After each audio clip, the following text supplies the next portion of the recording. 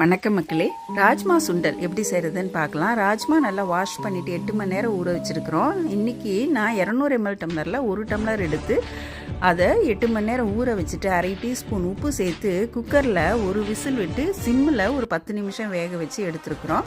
இந்த தண்ணியை ட்ரெயின் பண்ணிக்கலாம். இப்போ அடுப்பில் கடாய் போட்டு 1 டீஸ்பூன் தேங்காய் எண்ணெய் சேர்த்து 1/2 டீஸ்பூன் கடுகு, 1/2 டீஸ்பூன் உளுந்தம்பருப்பு, 2 சிவப்பு மிளகாய், 1/2 டீஸ்பூன் பெருங்காயம், கொஞ்சம் கருவேப்பிலை கிள்ளி போட்டு இதை ஒரு பெரட்டிட்டு நம்ம தண்ணி ட்ரெயின் பண்ணி வச்சுருக்கிற ராஜ்மா இதோடு சேர்த்து அதையும் ஒரு பெரட்டிட்டு 2 டேபிள் ஸ்பூன் ஃப்ரெஷ்ஷாக துருவின தேங்காய் சேர்த்துட்டு மேலுக்கு துருவோண்டு உப்பு சேர்த்துக்கிறோம். அதில் கொஞ்சம் ஒரு பிஞ்சு சேர்த்தா போதும். நம்ம முதல்ல வேக வைக்கும்போது உப்பு சேர்த்தாச்சு. இப்போ நல்லா ஒரு பெரட்டிட்டா அவ்வளோதாங்க, நமக்கு ராஜ்மா சுண்டல் ரெடி.